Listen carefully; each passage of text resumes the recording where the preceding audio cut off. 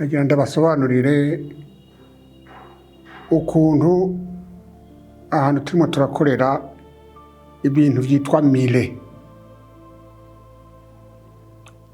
Tubikorera rero muri projet yitwa CRISP yo muri Kaminuza ya EALI hani Ngozi. Dufite rero umugambi tuyikoreramwo, umugambi uzofata nk'imyaka 4. Na rimwe rero n'abanyeshuri dushaka ko badukorera ibyo bita enquête de base.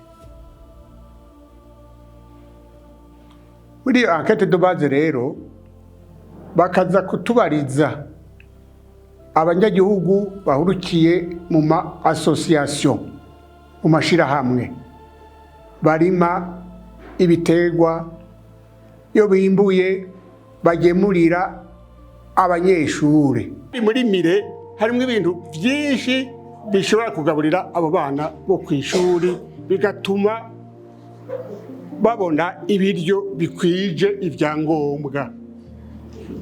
Urumva mwebwe muri ntuze mugiye kubaza abanyagihugu, murashobora kumubaza cyangwa organisation plutôt nuze coopérative atese ibyo murima ni biki, ni miceri, ni biharage, ni rengarenga, ni iki, sivyo? Iyo ntuzemire rero nahari igitegwa kirimo ibintu byinshi cyane bishobora kugirira akamaro abana, ino ntikirakwira cyane, ariko nkibaza impamvu. Ibyo no kwita defi. Defi ya mbere je mbona ari ukumenyerekanisha icyo gitegwa. Kirahari hirya no hino ariko ntabwo bikwiye.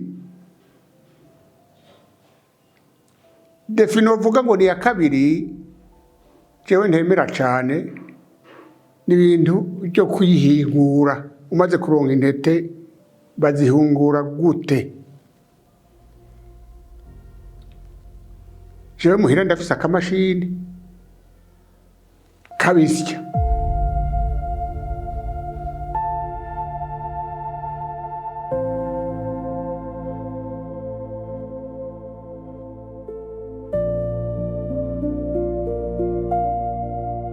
Nagakuye nari nagatumiye muri Marezi, niyo kavuye ni gatoya, ariko ari ibintu by'amashirahamwe rero bayigwije.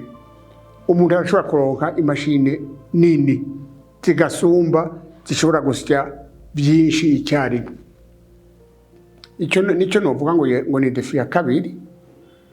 Defi ya gatatu ntabwo novuga ko ari defi, ni ikibazo cy'aba vulgarisateur, sinzi ko nokivuga mu Kirundi, abagomba kumenyesha ibitegwa bishasha mu gihugu. Ntibacitaho cyane kandi byari ngombwa, gifise akamaro. Aho rero naho novuga ngo ni defi, ariko si defi. Irashobora gukwira hose no mu banyagihugu bakayironka.